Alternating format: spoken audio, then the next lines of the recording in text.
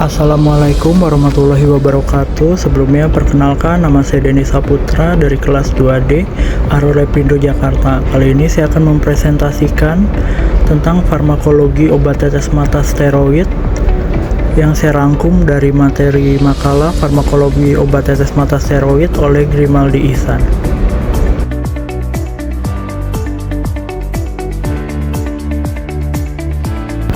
Mata adalah organ sensorik yang unik karena memiliki sawar darah retina yang membatasi masuknya zat dari sirkulasi sistematik. Sejak tahun 1950, kortikosteroid mulai digunakan dalam pengobatan inflamasi mata seperti uveitis, sklerokeratitis, dan keratokonjungtivitis.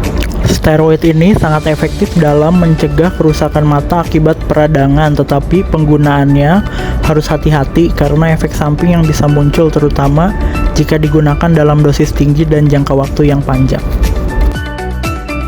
Farmakokinetik obat tetes mata terdiri dari beberapa aspek utama, yaitu absorpsi. Setelah ditetes, obat akan mengalami eliminasi oleh air mata dan drainase nasolakrimal sehingga hanya sebagian kecil yang terserap ke dalam mata.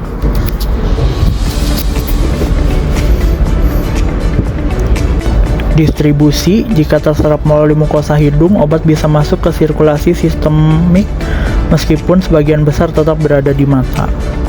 Metabolisme dan ekskresi, obat tidak dimetabolisme di hati, tetapi di jaringan mata dan akan dieliminasi melalui humor aqueous menuju anyaman trabecula dan kanal Schlemm.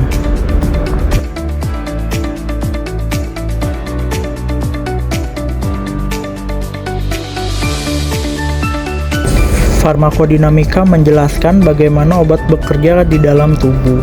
Obat tetes mata steroid bekerja dengan mengikat reseptor tertentu dan mempengaruhi berbagai proses biologis. Jika obat terindikasi sebagai agonis, maka akan menstimulasi fungsi reseptor.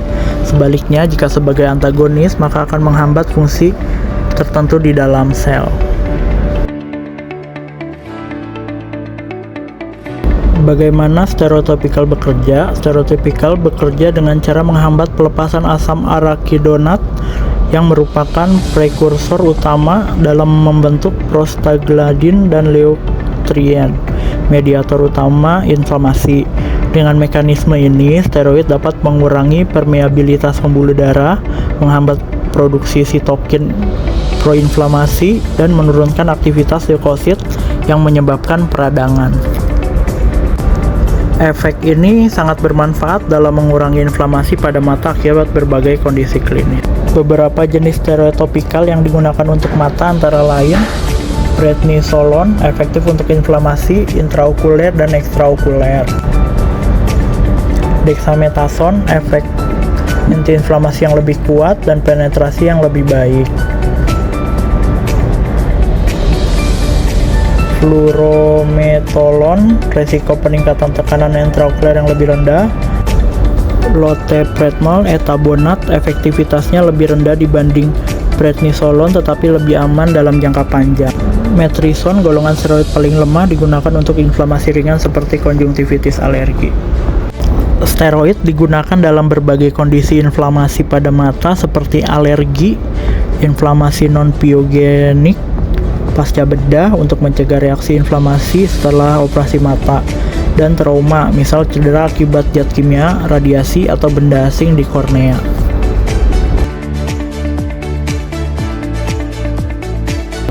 Meskipun sangat efektif, penggunaan steroid mata juga memiliki risiko efek samping, terutama jika digunakan jangka panjang. Efek samping diantaranya katarak, bisa menyebabkan kekeruhan lensa terutama pada penggunaan jangka panjang. Glaukoma dapat meningkatkan tekanan intraokuler dalam 2-8 minggu setelah penggunaan. Infeksi, steroid dapat menekan sistem imun, meningkatkan risiko infeksi bakteri, virus, dan jamur, dan memperlambat penyembuhan epitel kornea. Hal ini disebabkan oleh pengaruh steroid terhadap sintesis kolagen dan fibroblas.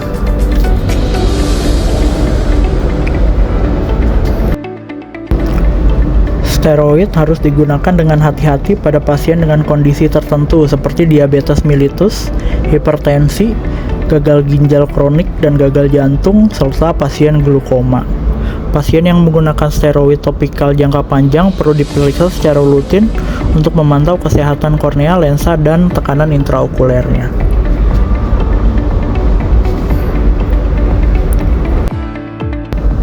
Demikian presentasi yang dapat saya sampaikan. Wabillahi taufiq wal hidayah. Wassalamualaikum warahmatullahi wabarakatuh. Terima kasih.